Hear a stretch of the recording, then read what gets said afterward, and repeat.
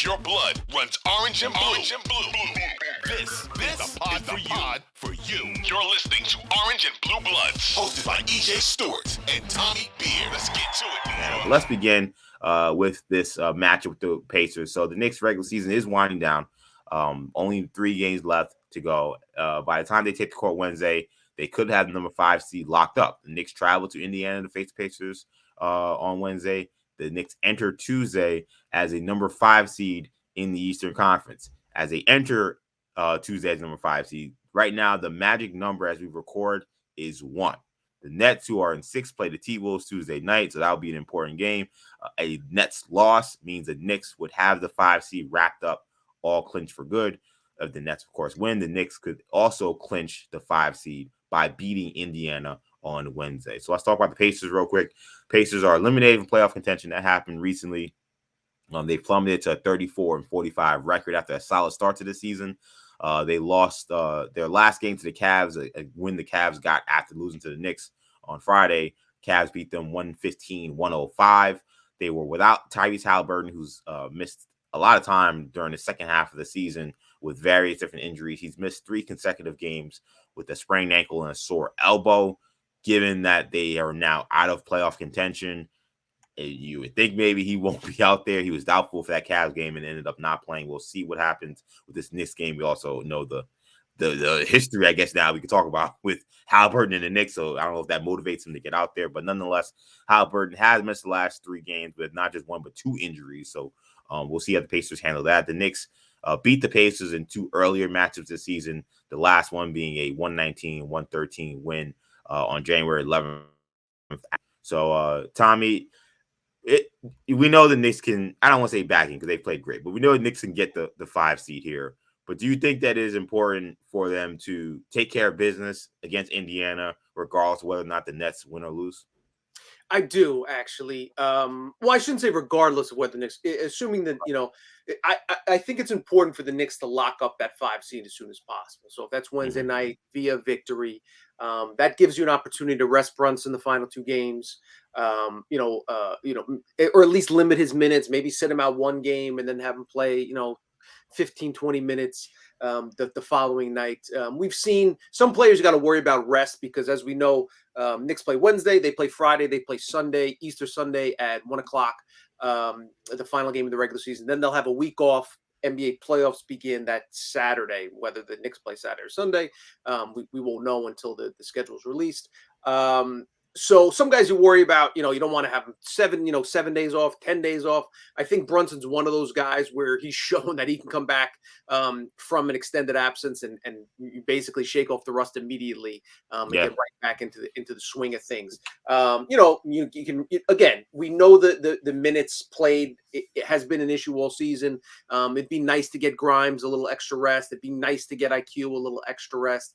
And then you just reduce the possibility of a sprained ankle, a tweaked hamstring, a strained calf, a jammed finger, all the other little things that can happen at any corner, at any minute of any NBA game. So ideally, lock up the 5 seed. And then, you can kind of put the guys in bubble wrap and get ready for the postseason. So I do think it's relatively important. A couple of things to note. It was just that we're recording this, what is today, Tuesday afternoon? Tuesday, yeah. We're recording this Tuesday afternoon. It was just announced within a half hour. So looks like RJ Barrett will be cleared. He missed Sunday's game with a non-COVID illness. Sounds like he'll be back in the lineup Wednesday. So that's good news. You mentioned Tyrese Halliburton. The Pacers have not released their injury report as of this moment. Probably won't do so until tonight. In addition to Tyrese Halliburton, Miles Turner has missed the last few games. I would assume that the Pacers play without both of those guys the rest of the season. Knicks will be a big, heavy favorite Wednesday night in Indiana as well. They should be double-digit favorite. So it is a game that they should win. Again, take care of business. And then lock up the 5 seed. The Knicks could still be playing for something even after they win, if they win Wednesday. Just a couple of the things to note. I think I mentioned this on the last pod. It's technically still possible for the Knicks to catch Cleveland. That would require the Knicks winning all 3 of their final games and the Cavs losing all 3 of their final games. Obviously, very unlikely. And the other thing just to note in that respect is the Cavs can also catch Philly Yep. if they win out and Philly loses one of their final four. So we'll have a little bit better idea of that in the days ahead. But to directly answer your question, I think it's important to lock up the 5 seed as soon as possible, and then that gives you some opportunity, some leeway to kind of cruise into the postseason. Yeah, I think to me, I think playing and make sure you're playing well, and if you can win this game, get in this game, I think is important because of almost that last part you mentioned with Cleveland, because that's the matchup that's most likely at this point. Yep. Cleveland is still playing with something to play for. I think it's interesting that the odds of them falling out of 4 is very unlikely, but they played Donovan Mitchell a bunch of minutes against Indiana. They played Evan Mobley a bunch of minutes. Like, they're still playing these games because they know the 3 seed is out there. Yep. So when you juxtapose where the Knicks are, the Cavs have a matchup Tuesday night against the Magic. Of course, they win. That means they do clinch the 4 seed. I guess by then they'll know whether or not if they still have a shot at 3. But I kind of want the Knicks to continue to play up until when the Cavs decide, okay, we're going to rest our guys too. Like, what you don't want is the Knicks to come into that first playoff game rusty, or maybe not 100% focused, not 100% the same mindset, while Cleveland, because they have been playing towards something, is a little more sharp, a little more in tune with what they want to do. So I'm looking at that. Like, maybe that won't matter if, the Cavs win this next game and the Sixers win, or if they lose next game and now they know, okay, we're not going to get the 3, and then they start resting guys. Maybe it won't be as big a deal. But I want the Knicks to be right up there with the Cavs in terms of their readiness for this postseason, because we know that there's a high likelihood that that's going to be the matchup. Always an interesting conversation. You see it most often in football when teams rest week 18. Or do they finish out the season strong? We know the Colts decided not to go for the undefeated season. We know that the Giants, the year they beat the Pats in the Super Bowl, played them really hard in week 17 as it was back then. And a lot of people said that was part of the reason they lost by, I think it was like 35-34, whatever it was one of the reasons that they were able to beat the Pats in the Super Bowl and the 18-0 Pats. So obviously there's arguments that can be made on both sides of the ledger. I will say one thing that the Knicks want to do to close out the regular season, especially when playing their regulars, is play a little bit better defensively. They've been sloppy on the defensive end the last few games. They've tightened it up in the fourth quarter enough to get wins, against Houston, obviously, and of course, most recently this weekend. So there's that to keep in mind, and there is I'd be interested to see, kind of Thibs' take, and I guess we'll find out over the final couple of games, his feelings on the rest versus preparation angle. I get a hint of where he will land with that. I don't know. Knowing Thibs, I have a little feeling of what he would think about that. If I had to wager one side or the other, I think we can all agree that he'd probably rather them rest. But I will say that in the NBA, it's a little bit differently, because even the Knicks play, their regular rotation, Brunson 39 minutes up until the regular season, they still have at least a week off before they play again. So it's not like, they'd sit guys out and then play 2 games from then, especially with that, not having to deal with the play-in. But yeah, you're right. And also, as far as the Cavs go, advancing to that 3 seed is huge. You can tell by they're playing their minutes. And because, not only do you avoid the Knicks in the first round and would play the Nets, which would be obviously, you ask teams, you give them truth serum, they'd much rather play the Nets than the Knicks. You avoid the Bucks in the second round if you win. So certainly the Cavs have some motivation to finish out the season strong and at least play hard until they are officially eliminated from that 3 seed. I think you make a good point also about the Knicks defense and some of the slippage we've seen on that end. And it's been inconsistent. There have been, like we saw in Cleveland first half, I actually thought they played hard defense, but I thought Cleveland was just making every shot. And in the second half, we saw them, kind of, turn the lights out on Cleveland. We saw against Washington, first half, that was not a good defensive effort. That was not, they were not in tune. They were not good at all. And then we saw them second half turn the lights out on Washington. Like, it would be nice to see. I'm not saying a team is going to play 4 quarters of excellent defense, but it would be nice to see a more even performance defensively against this Pacers team. And it's important to note that this is a Pacers team that can score the ball. And that 51-point performance that Drew Holiday had against them a couple of nights ago, that was without Thibs, Halliburton in the lineup. The Pacers scored 136 points in that game against a Bucks team that's a very, very good, maybe one of the best defensive teams in the NBA, if not the best defensive team in the NBA. a couple games earlier before that with Halliburton in the lineup, they scored 130 in a loss to the Hawks. So we know Rick Carlisle, his team is going to take a lot of threes. They're going to move the ball. They're always going to play a disciplined brand of offensive basketball. So it is going to be important for the Knicks to be on their cues defensively. And they just beat the Thunder, who are fighting for their lives to make the play-in, in the middle last week. So and they beat them. They scored 121 in that game. So like this is a team that is obviously it's the only one they've had in the last 3-4 weeks, but it is a team that can score, and it's a team that is live. And we've seen these matchups between these two teams this season. They've both been super competitive. The first game, of course, was the Wally Zerbiak game where he said Halliburton was an all-star, and that became a whole storyline for like a week. And then the last game at Madison Square Garden, Knicks were in a close game, and they had to kind of pull that out late after Halliburton left the game mid-game with an ankle injury again in that game as well. Ankle injury, I think, has been bothering him pretty much all season. So this is I think that this is an important game. I don't want to over stress the importance, but you don't want to see the Knicks go out there against a team that is not nearly as good as them, obviously, and a team that is at this point in the 1-2-3 Cancun mode. Find a way to kind of dominate them or anything like that. You want to see Knicks continue to trend upward and at least play solid basketball. Hopefully get a W here. What when we talk about these postseason awards, I know we're going to talk about Jalen Brunson and his most improved player candidacy soon, but I think that there actually may be a conversation for all NBA as well between Brunson and Tyrese Halliburton. Now, Halliburton isn't playing this game, but Halliburton has been one of the top point guards in the NBA. He's been a 20 and 10 guy this season. I think he's one of the only guys averaging 20 points, 10 assists. When you compare Brunson and Halliburton for that all-NBA spot, probably looking at the third team, where do you think Brunson stacks in that matchup? Do you think Halliburton has the edge? Halliburton did edge him for the All-Star game spot, which we saw and was highly talked about and very controversial at the time. What do we think about All-NBA?